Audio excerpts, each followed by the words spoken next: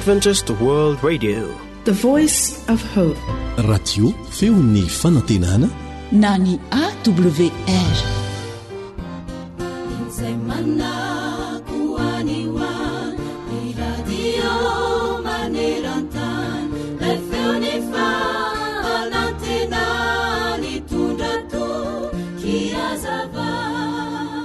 Taona maro lasa izay tao amin'ny tanàna anankiray any Espaina dia nisy lehilahy nampindramin'ny sakaizany baiboly testamenta vaovao.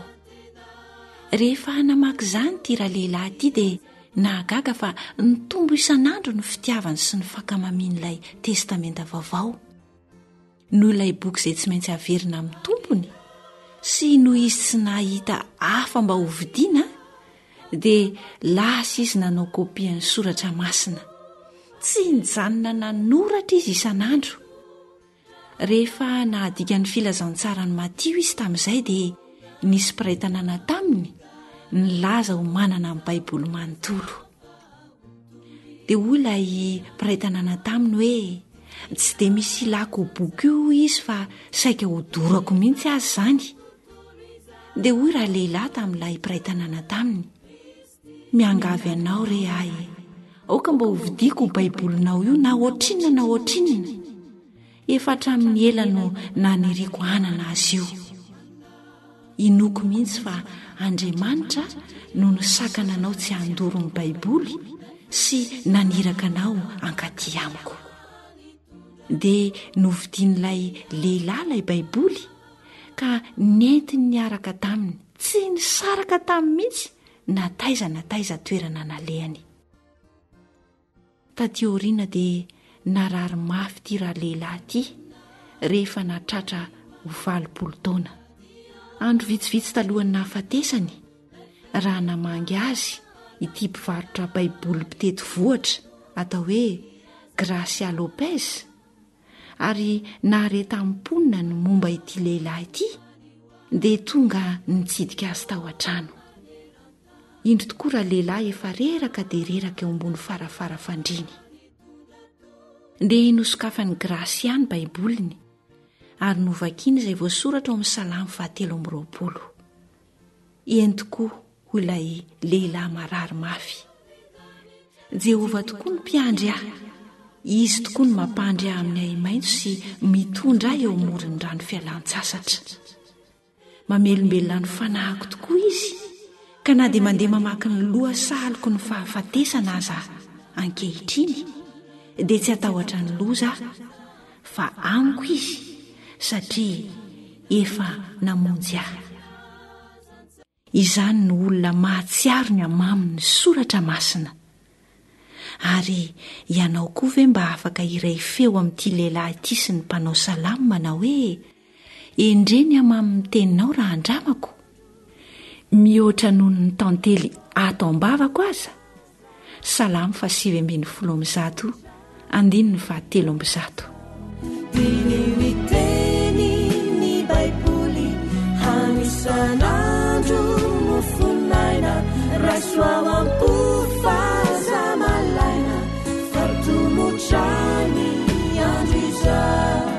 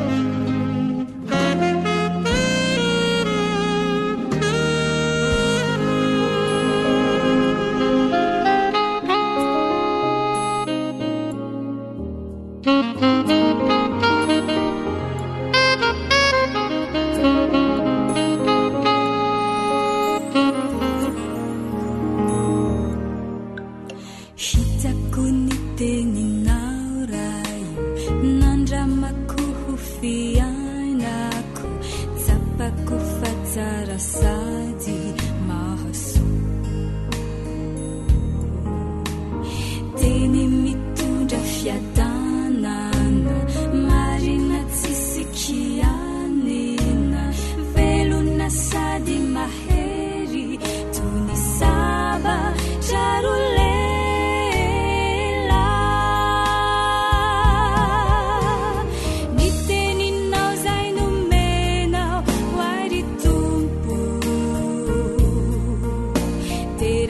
tio fasarobidy amikio satria teny somahafaly zay manova fosy fanay ka mitarika hanaony marina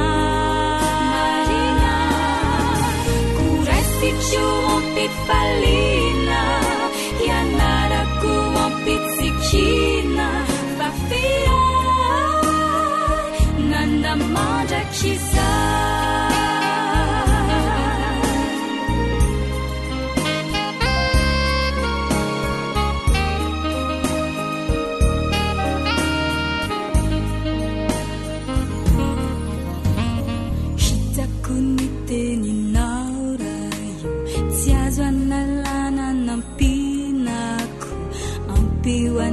zanakulu mbeluna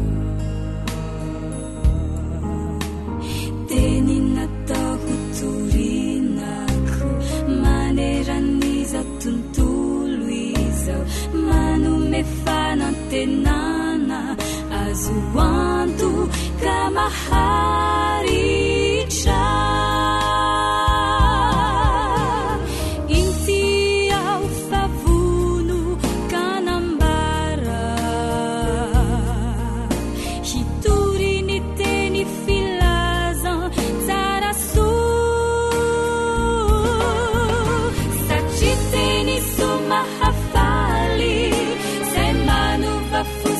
fanay ka mitarika hanaony marina koraisy tio ampifalina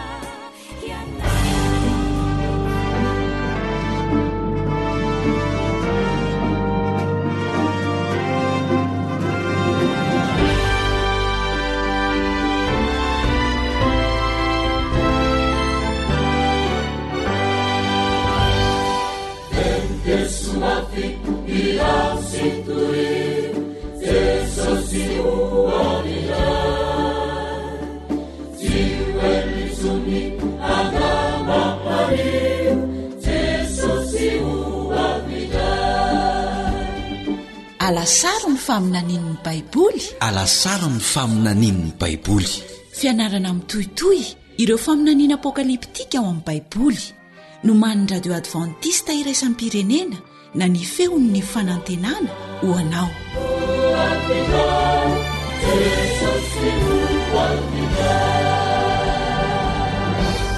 fa mila belarana ratsoatra masina atolotro ny foiben'ny radio adventista iraisam-pirenena na ny awr no man'ny kamioatman filoha lefitry ny awr ny namanao Eliandry amin'ny tantsono n'olotra izany amin'ny teny malagasy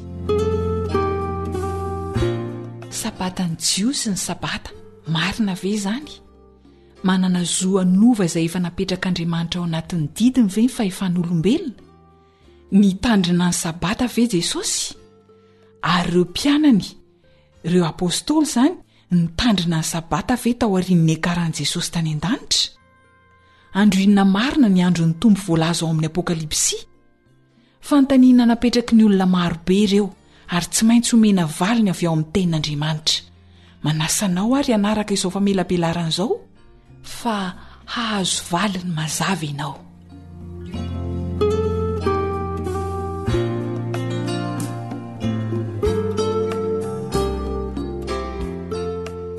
dia fifaliana ho an'ny mpiara-mianatra aminao Eliandry amin'ny tantsondray ny miarabanao tonga soa anatin'izao fiara-mianatra ny tenin'Andriamanitra mitohitoy izao misy fantaniana vitsivitsy napetraky ny mpiaino mikasika ny sabata ary isaorana azy ireny zany satria izay mihitsy ilay asain'Andriamanitra ataontsika rehefa mianatra ary nampiavaka ny olona tao bery voalaza ao amin'ny asan'ny apôstôly 7 zany izay nandinika ny tenin'Andriamanitra ary no hamarininy tao izay reny tamin'ny apôstôly Paoly fa tsy hoe rehefa ny apôstôly Paoly no niteny dia azo antoka fa marina na dia marina aza ny zavatra rehetra nolazainy apôstôly Paoly dia mbola no hamarininy raha te hanana finoana matanjaka an'Andriamanitra ianao dia ataovy azo antoka ho an'ny tenanao manokana ny fahamarinana fa aza ianteherana amin'olona na iza na iza. Ny olona anie dia fitaovana natao hanampy anao fotsiny, tahaka an'izany koa ny fiangonana, hamafisina trano izay. Fa mialohan'ny hidirantsika amin'ny fiaramianatra ary dia manasanao mba hiaraka hivavaka amiko.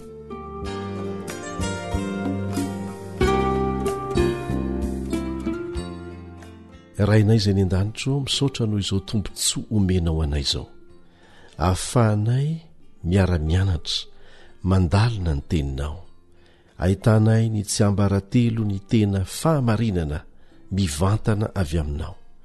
Mamelany elokay raha miantso ny anaranao izay sy mangataka fanazavan-tsaina avy aminao amin'ny alalan'ny fananao masina. Esory ao amin'ny sainay ireo hevitra efa mibahana mialoha izay mety hanakana ny fandraisanay ny fahamarinana avy aminao.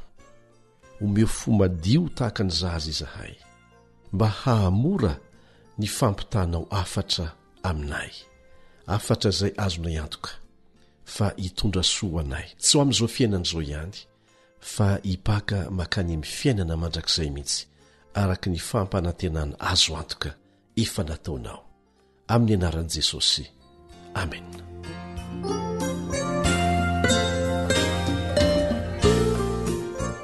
Hiditra viatrany amin'ny fanontaniana voalohany arsika. Moa ve natao ho an'ny jiosy irery ny sabata, fa tsy ho an'ny olona rehetra? Rehefa nanao sabata Andriamanitra dia tsy ho an'ny jiosy na ny jentilisa irery izany, fa ho an'ny olombelona rehetra. Nomen'Andriamanitra ho an'ny Adama sy ny taranany ny sabata, ary anisan'izany zasy ianao. Mario tsara fa vao vita ange ny famoronana ao amin'ny Genesis 1 dia napetrak'Andriamanitra avetrany ny sabata ao amin'ny Genesis 2:1-7. Fa akoatra ny nametran'Andriamanitra ny sabata taorian'ny famoronana, dia andeha ho jerena hoe taizany hoe efa nisiny ny didin'Andriamanitra talohany nanomezany an'izany ho an'ny zanak'Israely tao Sinay tamin'ny alalan'i Mosesy. Voatantara ao amin'ny Eksodosy 1:12 zany. Eksodosy 1:12. Raha fitina dia izao ny zavatra niseho. Isika dia miaraka mahalala fa Andriamanitra no nanafaka ny zanak'Israely tamin'ny fanandevosana tany Egipta, ary ny tanjona dia nitondra azy ireo ho any Kanana. Fa no niditran'izy ireo moa dia nirenireny tany anefitra ela dia ela izy ireo. Sarotra ny fahitana sakafo any anefitra, dia nitaraina fanampiana tamin'Andriamanitra izy ireo, satria nona. Ho valin'izany dia nampanaten'Andriamanitra ao amin'ny Eksodosy 1:4, Eksodosy 1:4 fa hanome mana na mofomamy avy any an-danitra ho azy ireo, ho angon'izy ireo isan'andro zany mandritry ny andro enina. Fa ao amin'ny 15 anefa dia manome toromarika Andriamanitra fa isaky ny amin'ny andro 9 izay antsoiny ny Baiboly hoe andro fiomanana, zany hoe ny andro zoma zany, dia asainy manangona mana avo roeny ny olona, satria sady avo roeny rahateo ny mana lefa n'Andriamanitra amin'io andro io.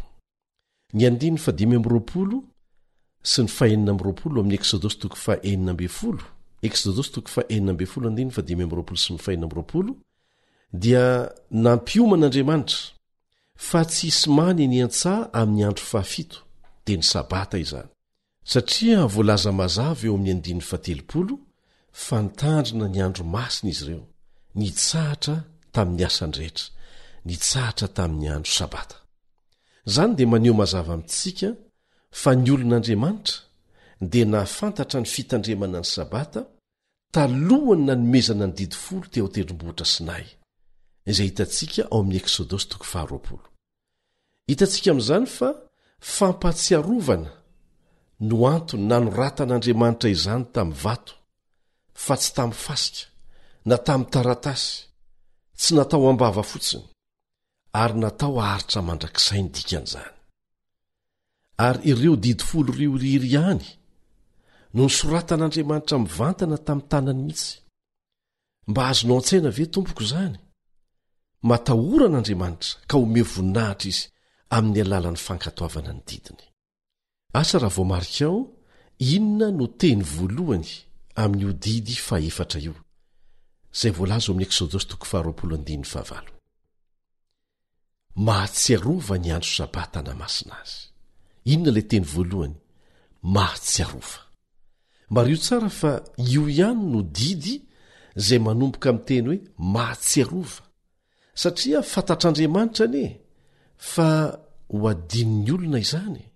Ny fanontaniana mipetraka dia hoe inona ny mahatonga ny olona hanadino ny baiko ny men'Andriamanitra hitandrina ny andro fahafito masina. Hitan'Andriamanitra miloha fa Satana izay lasa nitsangana ho fahavalon'Andriamanitra kanefa mbola navelan'Andriamanitra ho velona mba hisedrana hitsapana ny fahatokitsika an'Andriamanitra tahaka an'izay navela ho ataon'ny Satana tamin'ireo anjely tany an-danitra, nisy ny tafajoro, nisy ny nanaraka azy, tahaka an'izay nataony tany Edena dia resy moa Adama sy Eva. Fa isika indray izao no andalo fisedrana, andalo fitsapana, izay rehetra maharesy no andova ny fiainana mandrakizay. Sa tsy izany?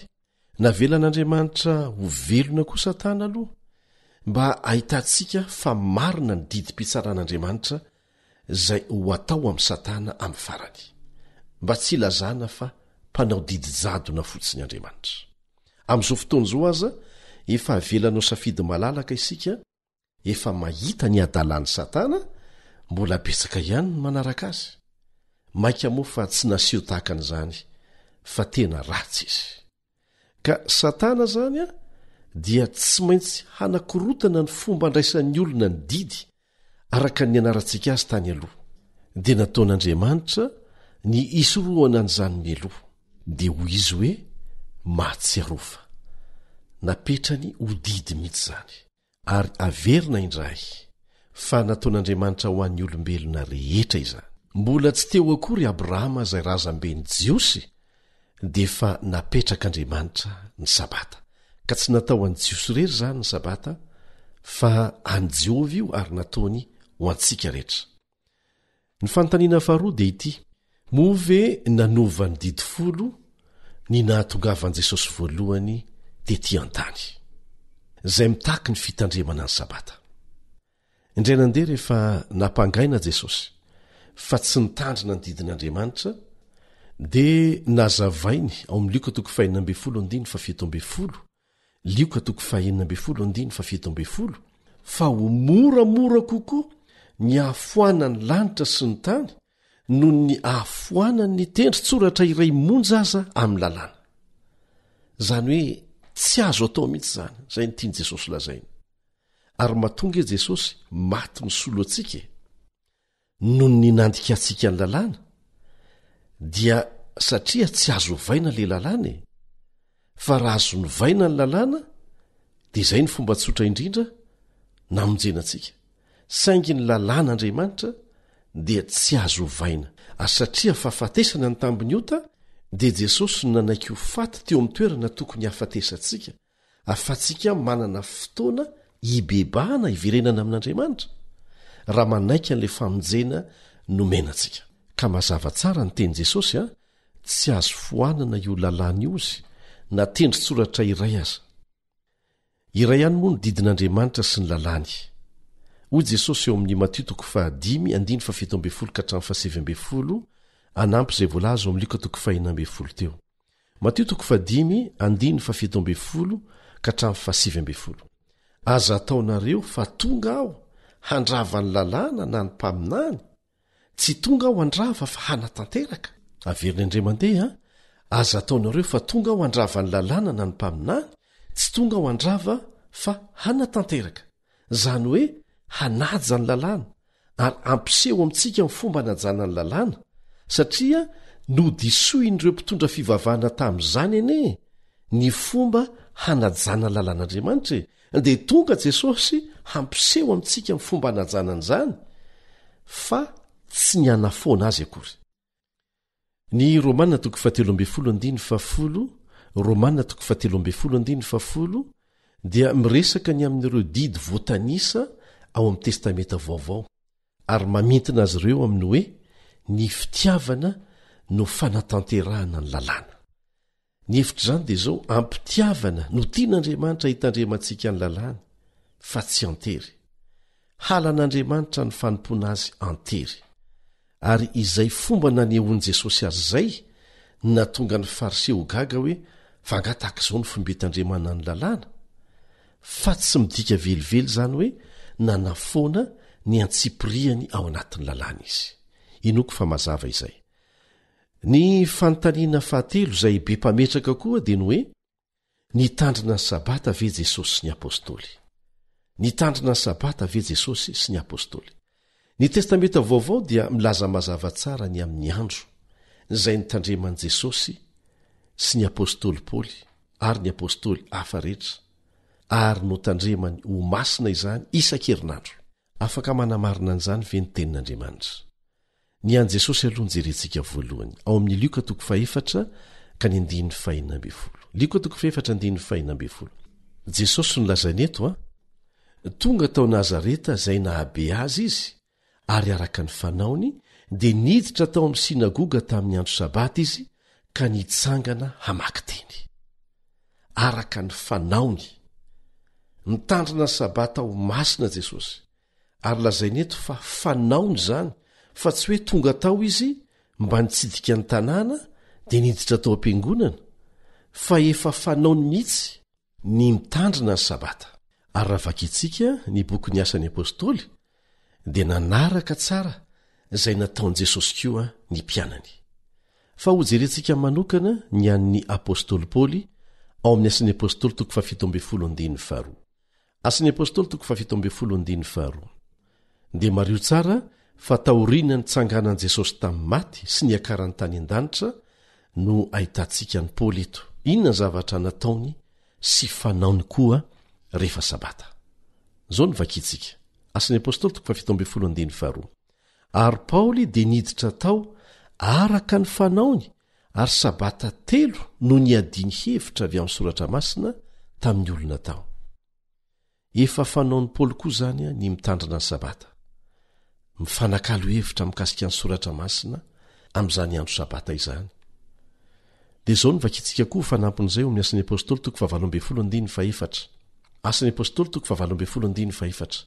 Ary niady hevitra isa-sabata tao amin'ny sinagoga izy ka nampanaiky ny jiosy sy ny jentilisa. Mbola manamafy izay voalaza teo aloha izay fa tsy natao an'ny jiosy rery ny sabata. Ka mazava izay fa tsy tokony hahagagantsika ny mahalala fa Jesosy sy ny mpanaradia azy dia nitandrina sabata andro fa 7 nataoriana ny nahafatesan'i Jesosy sy ny akarany any an-danitra aza. Ankoatra ny fanaon'ireo mponina Toberi izay nanamarina trano tao amin'ny soratra masina izay rehetra reny dia ity misy torohevitra tsotra omena ianao. Isaky ny misalasala ny amin'ny tokony atao mikasika ny fivavahany ianao dia ataovy izay nataon'i Jesosy. Izay fotsiny. Fantaro izay nataon'i Jesosy dia arao izay nataon'i Jesosy. Izy ange ny modely ho antsika amin'ny zavatra rehetra ary izany raha teo no hevitry ny hoe kristianina ny ataon'ny Kristy no arahany. Anisan'izany ny fitandremana ny sabata. Hoy ny voalaza ao Petera 1:2-2. Petera 1:2-2. Fa Kristy aza efa nijaly hamonjy anareo ka namela fianarana ao anareo mba hanarahanareo ny diany. Tany amin'ny toeram-boninahitra fara tampony nisy azy kanefa nidina ambany dia ambany izy niova ho olombelona mba hahafahany fandray amintsika olombelona. Tena faratampony amin'ny fahaizana mifandray ny andriamantsika dia tsy hoe maty isoloantsika fotsiny na tongavany tety fa nanome ohatra ho antsika, nanome modely ho antsika izy, namela fianarana ho antsika izy mba hanarahantsika ny diany. Ary ho amanokana dia misy fiatraikany lehibe amiko ny malala fa mitandrina sabata Jesosy satria tia hanaraka azy izy izay tompoko sy mpamonjy ahy. Nitandrina sabata izy dia hanao an'izany koa. Tsotra tahaka an'izany le hoe kristianina. Ireo kristianina izay tsy jiosy dia nitandrina sabata zao ny vakitsika eo amin'ny asan'ny apôstôly toko 7:2-7 asan'ny apôstôly toko 7:2-7 ary rehefa nivoaka izy dia nangatahany holazaina aminy indray izany teny zany amin'ny sabata manaraka. Eto zany a Paoly sy Barnabasy dia namporisika azy ireo aritra ny fahasoavan'Andriamanitra. Dia zao ny voalaza noho ny tamin'ny sabata manaraka dia saika tafangona avokoa ny tao an-tanàna rehetra iaino ny tenin'Andriamanitra. Tsaroa fa tahorinany nahafatesan'i Jesosy sy nitsanganany tamin'ny maty ary ny akarany any an-danitra no misehony izany rehetrarehetra izany. Ary eto dia tsaroa marihana fa tena zava-dehibe ny atakaratsika ny fomba nanehoan'ny Baiboly ny zavatra niseho tamin'ny fotoana nahafatesan'i Jesosy sy nitsanganany. Takan'izao ny filahatry ny toe-javatra tamin'ireo 3 andro nisehony izany, ary ahitanao fa andro fahafito koa ny sabata. Ny zoma andro fahenina amin'ny herinandro no nahafatesan'i Jesosy, izay antsoina koa hoe andro fiomanana ao amin'ny Baiboly. Eto dia misy fanamariana kely. Raha miteny ny faminaniana apokaliptika ao amin'ny bokin'i Daniela hoe maty teo amin'ny atsasaky ny herinandro Jesosy, dia herinandro ara-paminaniana ny voalaza ao, fa tsy ny herinandro ara-bakteny. Mbola isy ny fianarana izay ho ataontsika makasika an'izay. Fa eto dia azonao hamarinina midika teny rehetra fa andro zoma no nahafatesan'i Jesosy. Ny andro manaraka dia ny andro fahafito amin'ny herinandro, izay antsony ny Baiboly hoe sabata. Nitsahatra tao am-pasana tamin'ny sabotsy na sabata Jesosy.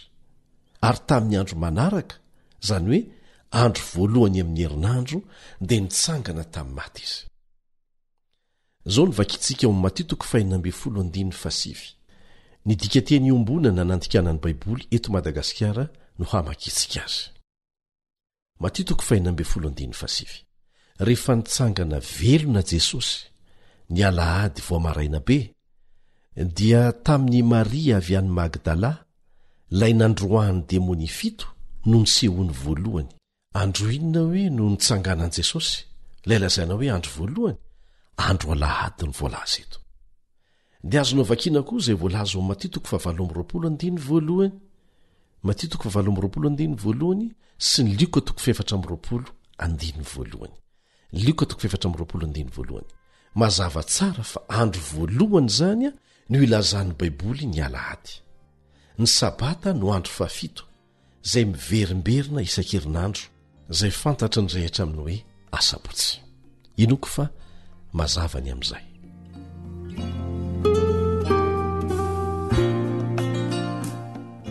Inona indray ny fanontaniana manaraka? Kristianina maro no milaza fa mivavaka amin'ny andro alahady izy hanomezam-boninahitra no nitsanganan Jesosy tamin'ny maty. Ahoana indray ny amin'izay? Isika rehetrany dia afaka mivavaka amin'Andriamanitra amin'ny fotoana rehetra, mivavaka aza mitsahatra, ary tsy fahotanany mankalaza nitsanganan Jesosy tamin'ny maty. Tsy salasalana zany satria raha tsy nitsangana Kristy dia foana ny finoantsika. Tena goavana nitsanganany tamin'ny maty, tahaka ny naterahany, tahaka ny nanaovana batisa azy, nanomboana azy teny amin'ny hazo fijaliana, ary ny akarany tany an-danitra. Zava-dehibe daholo zany. Saingy henoy tsara, tsy ny fankalazana ny andro nitsanganany no fomba nolazainy Jesosy hahafahantsika maneho an'izany fankalazana izany, fa tsara lavitra noho izany. Ary efa nomeny Jesosy atsika ny marika maneho an'izany nitsanganany tamin'ny maty izany. Ary aleo ny Baiboly hatrany no amaly. Inona ny lazainy Jesosy ary nasainy ho ataontsika ho fankalazana nitsanganany tamin'ny maty, ho fanehoana an'izany eo amin'ny fiainantsika. Zao mivoalaza ao amin'ny Romana 4:7. Romana 4:7. Tsy fantatrareo va fa na iza isika no efa natao batisa ho amin'i Kristy Jesosy, dia natao batisa ho amin'ny fahafatesany. Koa niarana levina tamin'ny batisa ho amin'ny fahafatesana isika, mba ho tahaky ny nananganana an'i Kristy tamin'ny maty, tamin'ny voninahitry ny ray, no andehanantsika kosa amin'ny fiainam-baovao, izany hoe rehefa mitsangana avy ao anaty rano. Ny batisa ry havana no fomba nataon'andriamanitra hanehoanan'izany fankalazana ny tsanganan' Jesosy tamin'ny maty izany, fa tsy ny fanajana ny andro hafa anankiray ho solo ny sabata. Ary raha tia hanaja ny lahady ianao na koa tia hanaja andro hafa, dia tsy manafoana na natao ho solo ny sabata izany. Maty dia nalevina ary nitsangana tamin'ny maty Jesosy. Dia asain'Andriamanitra ankalazaina izany amin'ny alalan'ny faneketsika tsirairay ho atao batisa. Rehefa resy lahatra ianao fa afaka mamonjy anao Jesosy, ary tianao ny ala amin'ny fiainanao taloha sy hanomboka fiainana vaovao ary mino izany ianao, dia izany no asain'ny Tompo ataonao, manaiky atao batisa. Ary ekeo ny fanaovana batisa mitovy amin'izay nanaovana batisa an' Jesosy. Ary tandindona dia maneho fandevenana ny fahotana ny fanitrihana anaty rano amin'ilay batisa izay atao. Ary tandindona izay, ary rehefa aveo dia mitsangana avy ao amin'ny fasana rano ianao hiaina amin'ny fiainana vaovao. Zany no hevitr'ilay batisa asitrika rehefa atao batisa isika tahaka nanaovana batisa an' Jesosy. Ny batisa zany no mariky ny fitsanganana amin'ny maty ao amin'ny testamenta vaovao. Izay no natonga an Jesosy ny teny tahaka an'izao ao amin'ny Marka 5:5, Marka 5:5, izay mino sy atao batisa no vonjena, fa izay tsy mety mino no elohina. Dia ity misy fanontaniana kely mba tiako apetraka aminao ho fampietreretana. Mba ara-dalàna ho an' Jesosy ve ny anova ny andro sabatany isaky ny misy zavatra miseho amin'ny fiainany? Tsia! Dia gaga isika arak'izany raha mahita fa maro ny kristianina mivavaka amin'ny andro voalohany amin'ny herinandro nefa tsy manaja ny sabata. Averina ihany fa tsy mandrara ny andehananao any am-piangonana isan'andro Andriamanitra. Maika aza tsara izany. Betsaka ny manao an'izany vao maraina be dia misokatra ny fiangonana mba hahafahan'ny olona mandeha mivavaka aloha milohany andehanany miasa. Tena tsara izany. Fa nataon'Andriamanitra ho didy manokana dia ny fanajana ny androny dia ny andro sabata, satria no hamasinina izany andro izany. Inona ary no atao hoe? Izao no voasoratra ao amin'ny Asan'ny Apôstôly 7:17. Asan'ny Apôstôly 7:17. Andriamanitra ninitsy sy nijery ny andro ny tsy fahalalana, fa ankehitriny izy mandidy ny olona rehetra amin'izao tontolo izao hibebaka. Rehefa fantatrao ny marina dia rao ampahatsorana. Porofoin' Jesosy fa tsy nihevitra ny anovany sabata ho amin'ny andro nitsanganany tamin'ny maty izy. Indray andro dia nangon'i Jesosy ho eo aminy mpianany, dia niresaka tamin'izy ireo izy ny amin'ny andravanan'i Jerosalema. Dia hoy Jesosy tamin'izy ireo ao Matteo 4:20. Fa mivavaha ianareo mba tsy ho amin'ny ririnina na ho amin'ny sabata no andosiranareo. Mba tsy ho amin'ny ririnina na ho amin'ny sabata no andosiranareo. Inona ny tiany Jesosy no lazaina tamin'ny mpianany raha niteny izy hoe mivavaha mba tsy ho amin'ny ririnina na ho amin'ny sabata? Raha to ka tsy hitandrina ny sabata intsony izy ireo rehefa ho tonga izay zavatra nolazain'i Jesosy izay. Tsy misy dikany mihitsy ny hanaovan'i Jesosy an'izany afatra izany. Raha to ka tsy ho tandremana intsony sabata, taorianany akarany tany an-danitra. Nahoana moa Jesosy no niteny an'izany? Satria raha mivavaka amin'ny sabata izy ireo amin'ny toerana anankiray ka ho tonga ny tafika Romanina manafika ny tanàna, dia inona no hitranga? Ho ringa ny tafika Romanina izy ireo? Rava tamin'ny taona 70 taorianan'i Jesosy Jerosalema, izany hoe taona maro taorianany akaran'i Jesosy tany an-danitra. Ny tinambara dia mazava no ajaina foana ny sabata na dia taona maro be taorianany akaran'i Jesosy tany an-danitra aza. Dia ho indray ny fanontaniana manaraka hoe dia ahoana izany ilay hoe andro ny Tompo ao amin'ny Apokalipsy 1:10. Apokalipsy 1:10 manao hoe voatsindry ny fanahy tamin'ny andro ny Tompo aho. Inona ilay andro ny Tompo?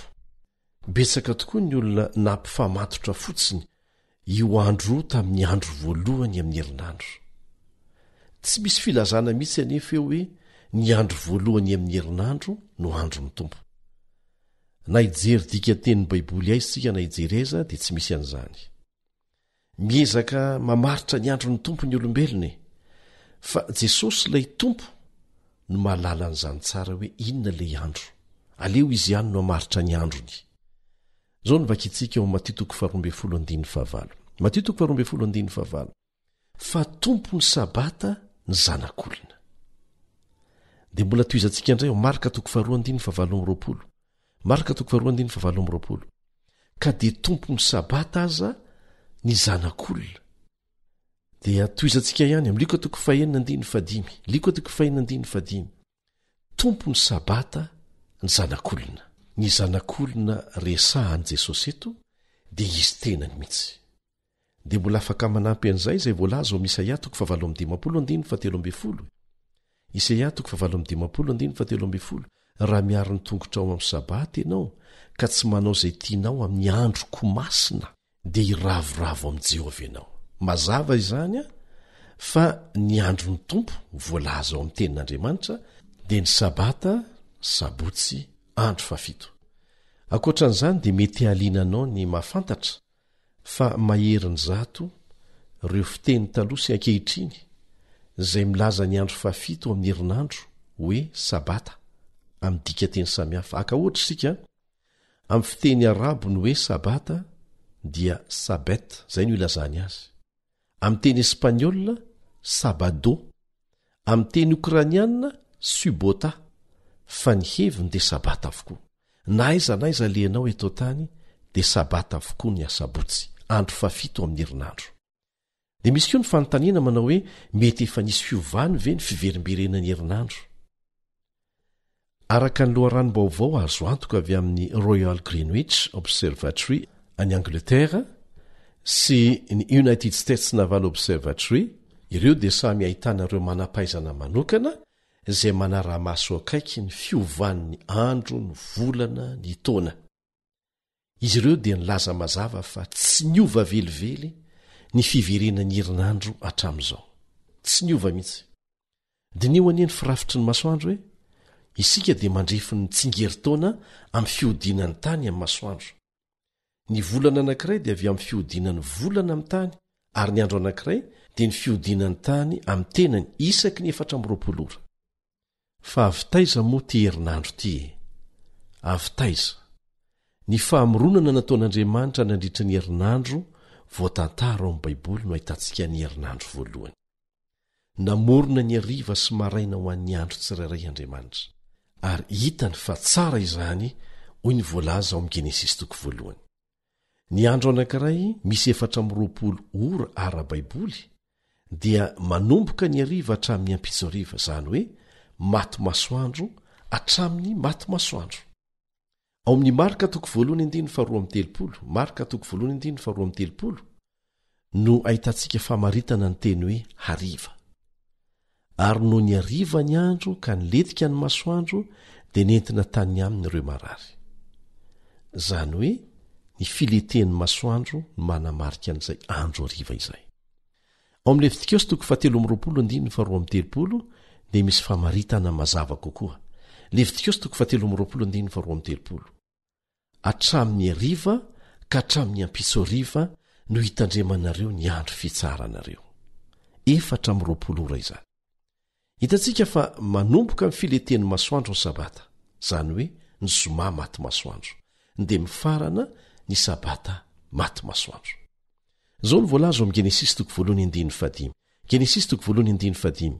Ary Andriamanitra nanao ny mazava hoe andro, ary ny maizina nataony hoe alina, dia nisy hariva ary nisy maraina, andro voalohany izany.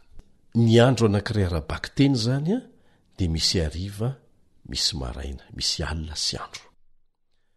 Reto andiny reto dia milaza fa Jesosy sy ny mpanaradia azy dia nanohitra ny nampianatra ny didy 10 ao amin'ny testamenta vaovao, ary azonao marihana tsara fa ao anatin'izany miverimberina indrindra ny amin'ny sabata, satria tiano tsaroantsika mazava-dehibe an'izany ene.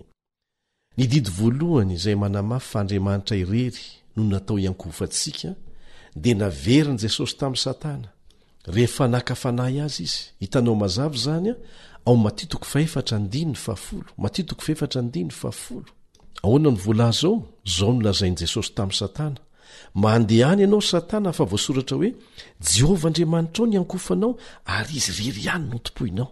dia raha vakitsika ny andin'ny farakambefolo manaraka dia hitantsika fa nandao azy satana nandositra azy satana ary tsaroa fa mifamatotra akaiky ankiny resaka fiankohofana sy ny fitandremana ny sabaty ka izao hoe tsy ampiny manao izay iverintsika fa marina satria ny tenin'andriamanitra no refy tsy diso ahafantarana ny marina.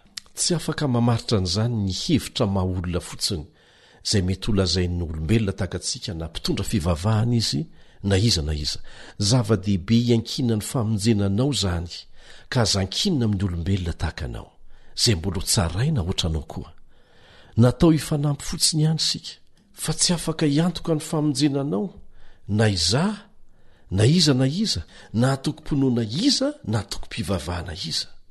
Fa ianao no mila mandalina ny soratra masina ho an'ny tenanao sy manao safidy malalaka ny sitrapo anaraka n'izany na tsia. Na lehibe toinona zany faharesehen-dahatra ao mikasika ny fahaizana na laza ny olona anankiray na manao ahoana na manao ahoana ny fahatokianao ny mpitandrina ho mahalala ny marina dia tsy izany no refy ny fahamarinana, tsy izany ny fototra iorenanao fa ny tenin'Andriamanitra madio. Mpanoro lalana tokana azo antoka ary tsy miovaova ny baiboly izay manondro ny marina mandrakariva. Inona ny mbola azon'Andriamanitra tao hanamafisana ny faharetan'ny andro sabatany masina aminao? Notononony tamin'ny feony zany, nosoratany tamin'ny ratsan-tanany, naniraka an' Jesosy zanany izy ho alay tahaka ny amin'ny fomba anarahantsika ny marina amin'ny lafiny rehetra. Nampianatra n'izany sabata marina izany ny mpianatra ary mbola ho tandremantsika ny amin'ny tany vaovao mandritry ny mandrakizay izany. Isaia 40:20 Isaia 40:20 dia milaza teny mahafinaritra nampanantenain'i Jehovah izay rehetra misafidy ny andany aminy sy ny fahamarinany. Fa tahaka ny lanitra vaovao sy ny tany vaovao izay ataoko no aharitra eo anatrehako Jehovah. Ary isaky ny voalombolana sisa-tsabata dia ho avy ny nofo rehetra iankohako eo anatrehako hoy Jehovah. Afinaritra anie zany e. Inona reny mandresy lahatra ankatony didin'Andriamanitra e? Ny fitiavako azy. Satria mazava nge ny zavatra nylazainy eo amin'ny Jaona 4:10. Raha tia ahy ianareo hoy Jesosy dia hitandrina ny didiko. Tena tiako ny tompoko ary enoko fa tahak'izany io ianao. Raha tsy fitiavana no mitarika ankatoa dia lasa zioga miteraka fanarahan-dalàna tsy misy aina anie zany.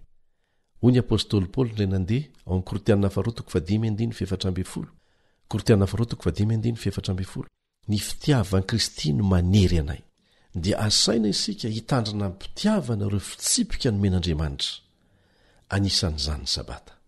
Ny fitandremana ny sabata masin'i Jehovah dia mampatsiaro isan-kerinandro ny fototra ny avintsika amin'ny mazanaky ny mpamorona antsika. Tsy olona tongatonga ho azy sika. Ny zavatra tongatonga ho azy anie ataon'ny olona tsinitsinina ary zany mahatonga ny olona izay tsy mino an'Andriamanitra hanao tsinitsinina ny namany.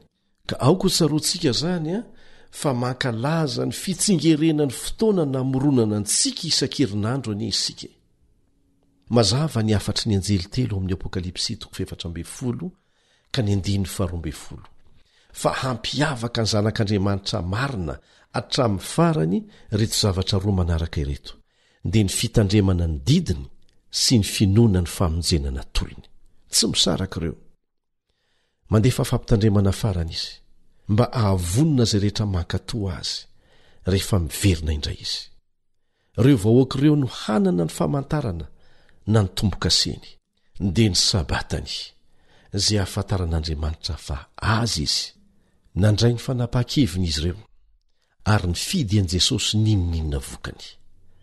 Mitandrina ny didin'Andriamanitra rehetra ireo olona ireo manana ny finoanan'i Jesosy sy tia ny fahamarinana ary manao izay rehetra azony atao amin'ny fony manontolo mba hitandrina ny andron'Andriamanitra ho masina. Eto am-pamaranana dia misy ohatra kanto maneho an'izany fitiavana sy fanolorantena izany izay nalainay horonan-tsary taty Madagasikara niaraka tamin'ny namana Camille Otmanina. Mamany Sesety izay no anarana alalany maro azy any an-tanànany. Izy sy ny vadiny dia nandao ny fiangonana nazatra azy rehefa nisy olana ny tranga.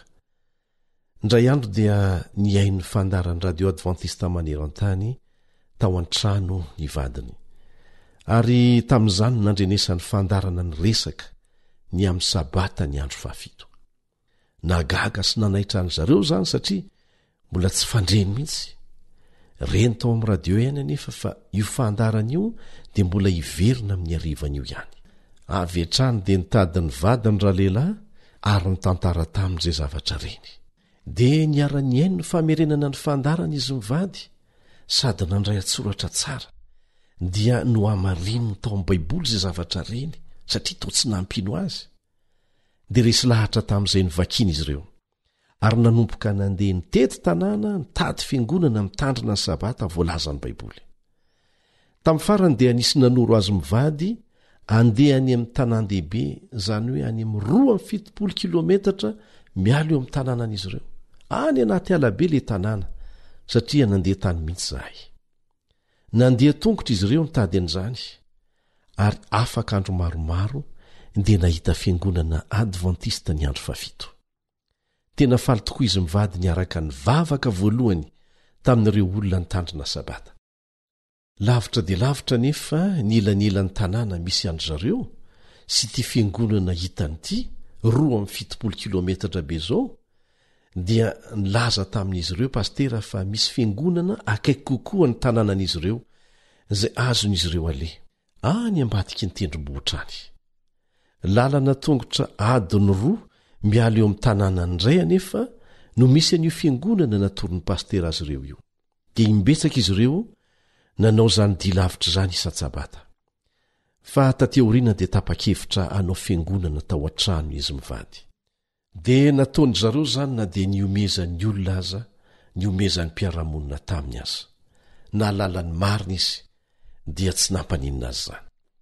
Noho ny fitiavan'ny fahamarinana sy ny faharesen-dahatra hanaraka izay lazain'ny baiboly dia nahatsangana fiangonana 3 be zao akoatra ny teo an-tanànany mamany Sesety sy ny vadiny mba hivavahan'ireo mpino vaovao.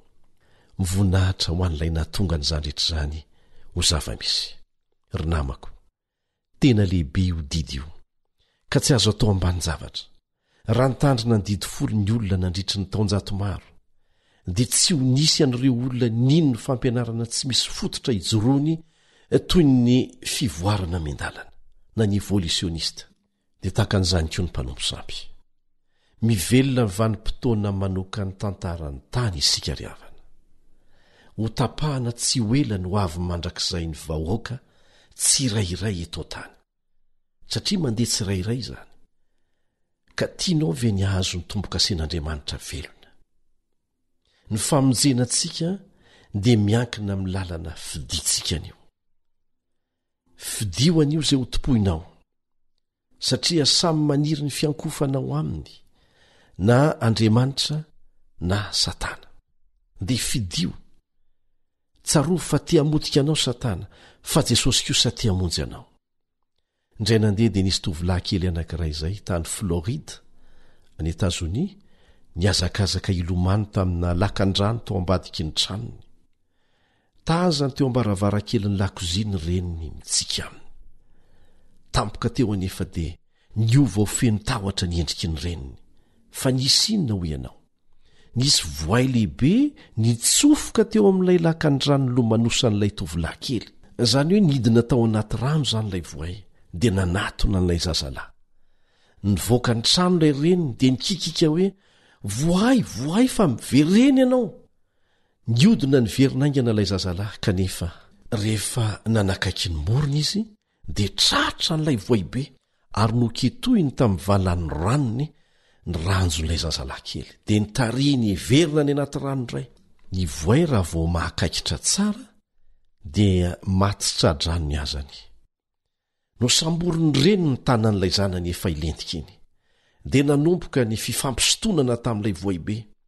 Lay biby nisarika ny lafiny iray ilay reny kosa nisintona ny lafiny ilany dia nikika mafy ilay reny rehefa nienjera noho ny fifampitolomana nefa tafatsangana indray dia nano niady hamonjy ny ainjanana izy niika noho ny fangiry firiana ilay zanany teo pitarian'ilay voayazy ho any amin'ny fahafatesana rehefa nandrian'izany antsoantso mampivarahontsana izany ny tantsaha anankiray izay mifanolobodorindrina tamin'izy ireo ka nahita ny zava-doza ny tranga dia noraisy ny basiny dia nitifiry nofaty ilay voay avitra ihan'ilay zazalahy fa saingy naratra be nahitotra hopitaly izy niaraka tamin'ny tongony rovodrovotra feno zaitra marobe tamin'ny andro ny voan'ny hopitaly dia tonga nanontanyilay zazalahy ny mpanao gazety teo an-toerana asehoy amin'ny fankatsaro ireo mpanao gazety ireo olatra ao sady nanondro ny tongotr'ilay tovolahy kely izy ireo nitsika ilay zazalahy kely ary ny teny hoe tsia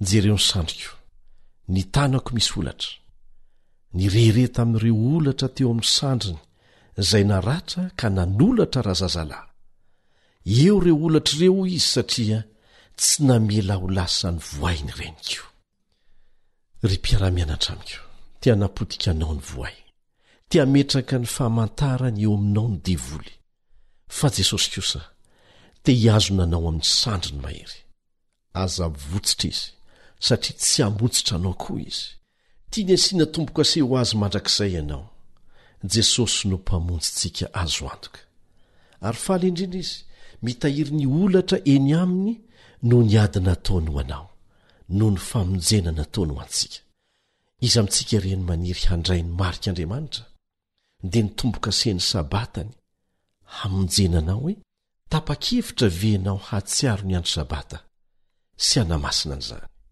irianao ve ny ho kristianina mpitandrina ny didin'Andriamanitra ary mba tianao ve nitondrana izany fanapa-kevitra izany ambavaka raha sitrakao dia hampafantaro anay izany fa hivavaka ho ana tokoa izahay raha misy fanontaniana dia aza misalasala fa alefaso aty aminay raiso ary ny adresy ahafahanao manao an'izany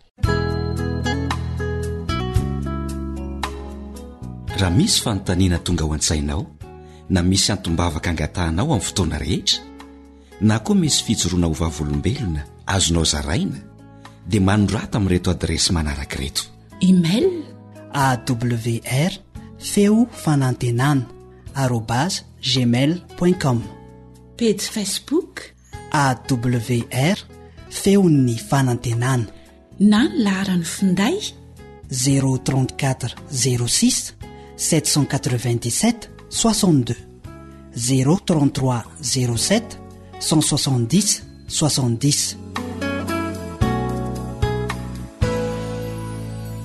Ivavaka isika rainay izay ny an-danitro misaotra anao noho ny tsy famitsoranao ny tananay mihitsy eto ampitolomanay miady amin'ny fahalemenay mba tsy ndaoso ny devolo any amin'ny fahafatesana izahay mangataka aminao mba hamindra fo aminay anio mendrika io dia raina ny anaranao noho ireo olatra eo amin'ny tananao Jesosy satria noho ny aminay reto natonga an'izany misaotra noho ny fahamarinana voarainay ny amin'ny sabata tao anatin'ny fiara-mianatra fanalana sarona ny faminaniany baiboly miangavy ianao izahay apetrao ao amin'ny fonay sy ny sainay ny tombo-kasenao hamonjenanay mandrakizay amin'ny anara-tsaro bidy sy maherin'i Jesosy amen.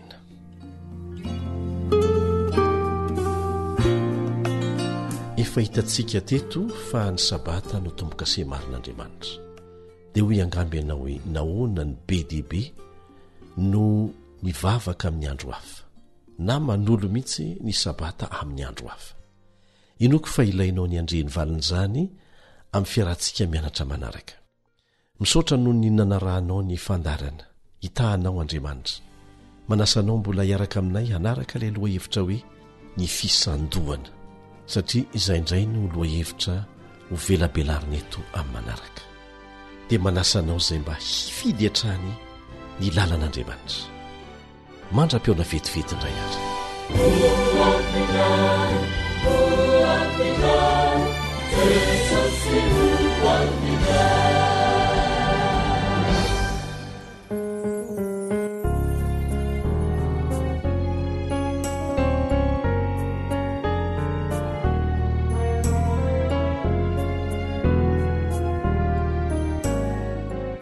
vonjy sy Jacqueline. Ny andro fafito famantarana reo zanaka sisa zay tena mijoro ho any andanitra fatomboka seko hanavahana ireo zay nifidy any Jesosy ho tompo tsy to fa andro sabata no anarany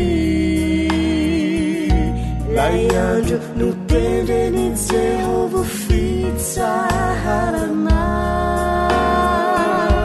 sady voapolofo anaty baiboly voasoratry ny ratsatanany tompo madi ndao azo misalasala mandroso midira anaty ny vala mazoto sabata no nitsaharany tompo Jesosy zay milazo palmarady azy ndao rehiditra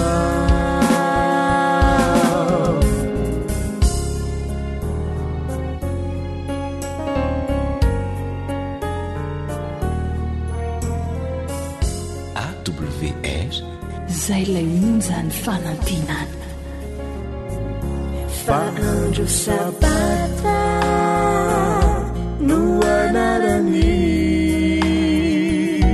lay andro no tendreny Jehovah fitsaharana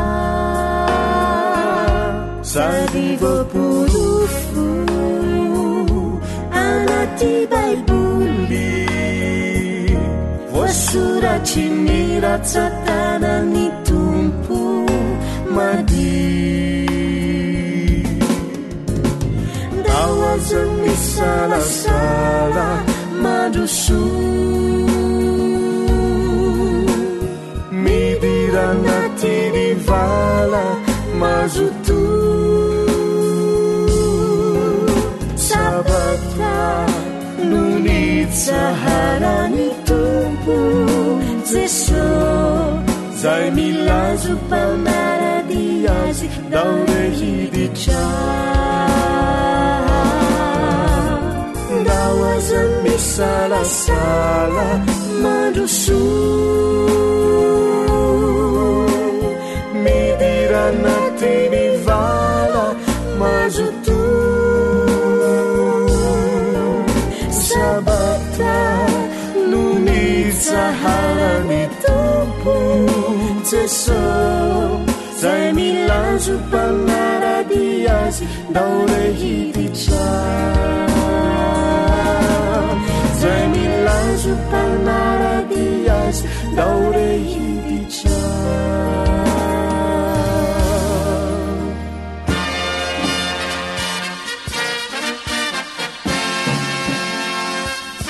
Adventist World Radio, the voice of hope.